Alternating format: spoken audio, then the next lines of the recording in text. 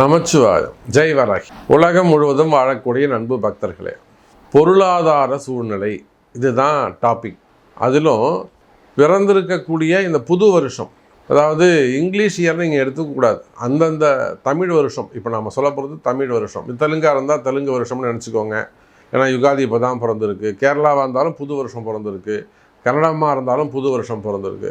அப்போ நமக்கு நம்ம தமிழ் இயர் தான் புது வருஷம். ஏன்னா அதை பேஸ் பண்ணி தான் அந்த கிரகங்கள்லாம் அமையுது. அப்போ இந்த புது வருஷத்தில் பராபவ வருடத்தில் இயர்ஃபுல்லாக பொருளாதார சூழ்நிலை எப்படி இருக்க போகுது, எக்கனாமிக்கல், ரெண்டாவது டிரான்சாக்ஷன் எப்படி இருக்க போகுது, ஃபண்டு ஃப்ளோ எப்படி இருக்க போகுது, கிரைசிஸ் அப்படின்னு சொல்லுவாங்க இல்லையா, வரவு செலவு, அது எப்படி இருக்க போகுது. மெயினாக இன்றைக்கி வேர்ல்டு வைடு உலகம் முழுவதும் அமெரிக்காவை தவிர, ஏன் அமெரிக்காவையும் சேர்த்துக்கோங்க, யுஎஸை பொறுத்தவரையிலும் அவங்களால வளமாக இருக்க மாதிரி காமிச்சிக்கிறாங்களே தவிர, எனக்கு தெரியும் யுஎஸில் இருக்கக்கூடியவங்க கூடிய நிறைய கஷ்டப்படுறாங்க. கஷ்டம் மீன்ஸ் என்ன, பொருளாதாரம் தான். இன்னும் அவங்களுக்கு ஒரு இண்டிபெண்டன்ஸ் கூட கிடையாது, அப்படி தான் சொல்லணும். ஏன்னா ட்ரம்ப் அந்த அளவுக்கு ரொம்ப நெருக்கி வச்சுருக்கிறாரு. வாட்ஸ்அப் மெசேஜெலாம் கூட அவரை பற்றி ஏதாவது பேட் கமெண்ட் போதா ரொம்ப எச்சரிக்கையாக பார்க்குறாரு. ஸோ அமெரிக்கா உள்பட ஈரான் வார் நடந்துக்கிட்டு இருக்கு. இந்த ஈரான் வார், அந்த போர் எப்போ முடியும் அப்படிங்கிறத கூட ஒரு முடிவுக்கு வந்துடும், சீக்கிரமாக முடிவுக்கு வந்துடும் அப்படின்னு நான் தேதி குறிப்பிட்டு சொல்லியிருந்தேன். ஏப்ரல் 14ஆம் தேதிக்கு முன்பாக 14லேருந்து 16, 20 தேதிக்குள்ளே இந்த போர் முடிவுக்கு வந்துடும், ரொம்ப நாள் போகாது இது அப்படின்னு நான் மார்ச் மாதம் பதிவு போடும்போதே, ரெக்கார்ட் பண்ணும்போதே, ஷூட் போகும்போதே நான் சொல்லியிருந்தேன். இப்போ நீங்கள் முன்னாடி பதிவுகளை எடுத்து பார்த்தா உங்களுக்கு தெரியும், ஓப்பனிங்கில் சொல்லியிருப்பேன். அப்போ அந்த அளவுக்கு சொல்ல முடியுமானாக்கா அது சொல்கிறதுக்கு தான் ஜோசியம் இருக்குது. இந்த போர் ஏன் ஸ்டார்ட் ஆச்சுன்னா, சூரியன் எப்போ கும்பராசிக்குள்ளே வந்தாரோ, அதாவது மார்ச் 14ஆம் தேதி அப்படி வச்சுக்கோங்க, மார்ச் 14ஆம் தேதி அவர் வரத்துக்கு ஒரு வாரத்துக்கு முன்பாகவே அந்த வார் ஸ்டார்ட் ஆகிடுச்சு. காரணம், சனியுடைய வீட்டுக்கு சூரியன் ராகுவோட சேர்ந்து, இந்த சனி சூரியன் ராகு கிரக அமைப்பு சரியில்லாததுனால தான் அந்த போர் யுத்தம் நடந்தது. இதுதான் அந்த கிரக யுத்தத்துக்கான காரணம்.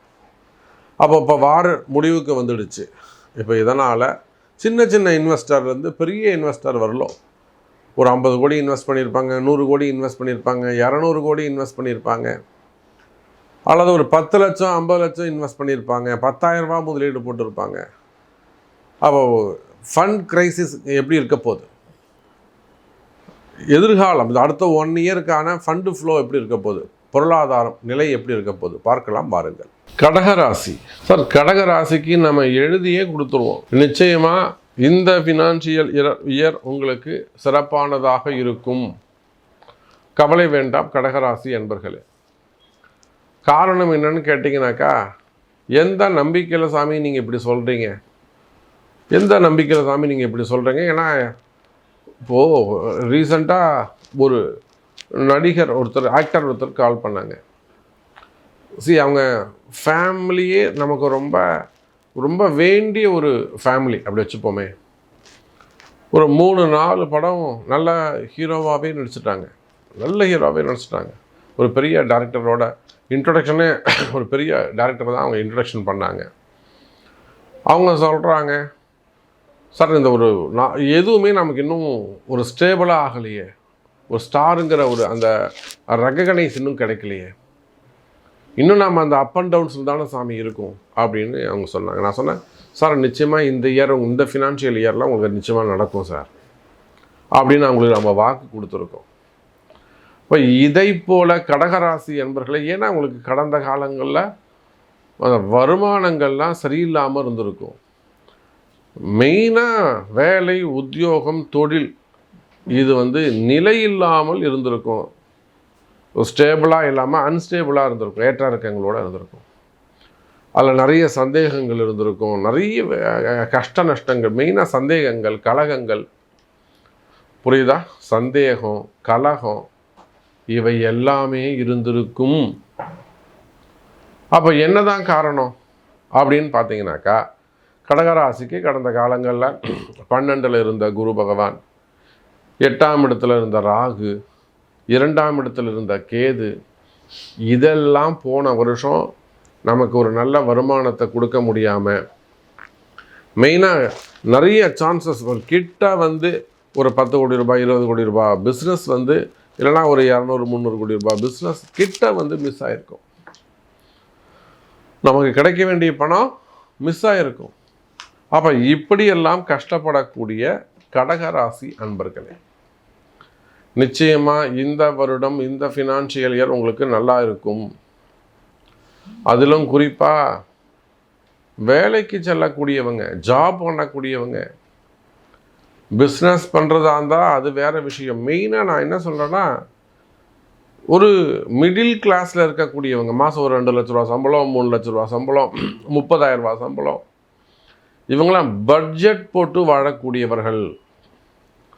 இதுக்கு போனோம், இது இங்கே போனது, ஸ்கூல் ஃபீஸுக்கு போனோம், இது வந்து கடன் கொடுத்து இன்ட்ரெஸ்ட்டுக்கு போனோம், இது மாமாவுக்கு ரப்பர் பேண்டு போட்டு வைக்கக்கூடியவங்க, நூல் போட்டு கட்டி வைக்கக்கூடியவங்க, மிடில் கிளாஸஸ்.